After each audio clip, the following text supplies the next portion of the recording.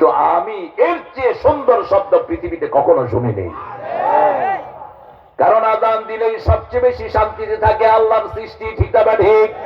রাসূল বলছেন মুয়াজ্জিনের জন্য এমন কোন প্রাণী নাই যারা দোয়া করে না।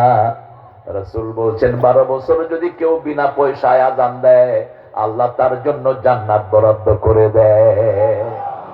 যখনই সুযোগ পাবেন ঘরের ভিতরে বিপদ ছাড়ে না, ছেলে মেয়ের অসুখ ছাড়ে না, আযান দিলে রোগ মুক্ত করে দিবেন কে? ভয় লাগছে কোথাও, আযান দিলে আপনার ভয় শূন্য করে দিবেন কে? আযানের চেয়ে শ্রেষ্ঠ ডাক আর কিছু হতে পারে?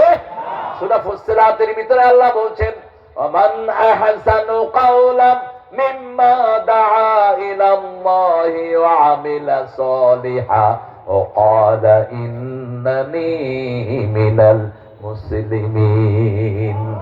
তার কথার চেয়ে শ্রেষ্ঠ কথা কার হতে পারে যে আল্লাহর দিকে মানুষকে ডাকে? অধিকাংশ মুফাসসির বলছেন এই আল্লাহর দিকে ডাকাই হলো আযান। ডাকাই কি? আযান। মুয়াজ্জিন নিরেটভাবে কার দিকে ডাকে? আল্লাহর দিকে ডাকে। সে আল্লাহ রাব্বুল আলামিন বলছেন জান্নাতুল ফেরদাউসের জন্য নেক আমল করো। আমরা বললাম নেক আমল কি? আল্লাহ বললেন প্রথম নেক আমল হলো সালাত। প্রথম নেক আমল কি? রেফারেন্স হলো সূরা তাহার 14 নম্বর আয়াত, ইন্নানি আনাল্লাহু লা ইলাহা ইল্লা আনা ফা'বুদনি ওয়া আকিমিস সালাতা লিযিকরি।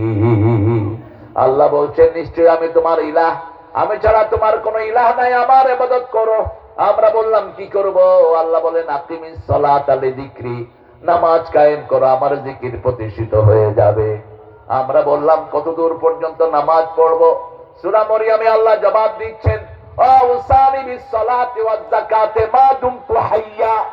ঈসা আলাইহিস সালাম তখন মায়ের কোলের শিশু, 3 দিন অথবা 40 দিন তার বয়স। তার মুখ থেকে আল্লাহ কথা বের করলেন ও আউসানি বিস সালাতি ওয়াজ যাকাতে মা দুমতু হাইয়া, আমার নিঃশ্বাস যতক্ষণ আছে নামাজ পড়ব এবং যাকাত দেব। কার কথা? আল্লাহর কথা। সে আল্লাহ 2 নম্বরে বলছেন 2 নম্বর ভালো কাজ পিতামাতার খেদমত। সূরা বনী ইসরাঈল 23 নম্বর, ওয়াকাদা রাব্বুকা আল্লা তা'বুদু ইল্লা ইয়্যা ওয়া বিল ওয়ালিদাইনি ইহসানা। আল্লাহ বলছেন আমি রব হিসাবে সিদ্ধান্ত নিয়েছি আমার ইবাদত ছাড়া কারো ইবাদত করব না।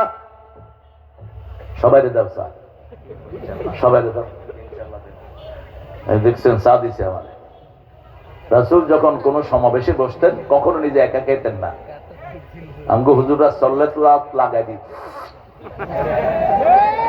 নিষেধ কি এর এত উল্টাই ফেলাইছ, তুই যে ঘন ঘন চা খাইতে হবে, তো খেয়ে আসবি ঘরে, এটা দৃষ্টিকটু।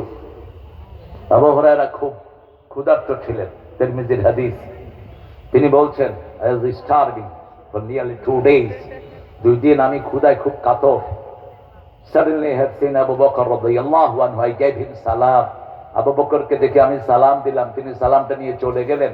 ওমর রাদিয়াল্লাহু আনহুকে দেখে সালাম দিলাম, চলে গেলেন। রাসূল সাল্লাল্লাহু আলাইহি ওয়াসাল্লাম আগে আমাকে সালাম দিয়ে দিলেন আর বললেন আবু হুরায়রা পেটে বোধহয় খাওয়ার নাই, নামাজ পড়ে আমার বাড়ির দিকে আস। আমি আসর পড়ে রাসূলের ঘরে গেলাম। মা এসে জিজ্ঞেস করলেন ঘরে কি আছে? অর্ধেক গ্লাস দুধ। রাসূল বলেন আবু হুরায়রা মসজিদে যত না খাওয়া লোক আছে সবাইকে ডেকে আনো। আবু হুরায়রা বলছেন মনটা বড় খারাপ, অর্ধেক গ্লাস দুধ আমি খাবো কি, মানুষের দেবো কি? আবু হুরায়রার জ্ঞান ছিল না এটা রাসূলের হাতে পড়েছে রাহমাতাল লিল আলামিন, সারা আলমের রহমতের হাতে পড়েছে এই গ্লাস। এবার রাসূল বললেন ইশরাব ইয়া আবু হুরায়রা, আবু হুরায়রা আগে তুমি খাও। আবু হুরায়রা বললেন শারিব হাত্তা শাবাত ফামিয়াদি বাতনি, আমি খাওয়া শুরু করলাম, আমার হাত পা চোখ কান যেন দুধে ভরপুর হয়ে গেল। কিন্তু যেখানে দুধ সেখানেই আছে। একে একে সব মানুষ খেলো, সবার শেষে খেলেন রাহমাতাল লিল আলামিন। এই হলো সমাবেশের খাওয়া। সমাবেশে আপনি নেতা, আপনি সবার শেষে খাবেন। আর যেখানে ইসলাম থাকে না, নেতা খায় আগে, কর্মীরা শীত হয়ে থাকে, ঠিক না বেঠি? আর যেখানে ইসলাম থাকে নেতা খায় শেষে, কর্মীরা খায়। যেখানে ইসলাম থাকে নেতারা ঘুমায় না, কর্মীরা ঘুমায়, নেতারা জেগে থাকে। আর যেখানে ইসলাম থাকে না সেখানে কর্মীরা জেগে থাকে, নেতারা ঘুমায়। আল্লাহ আমাদেরকে ইসলাম মানার তৌফিক দান করুক।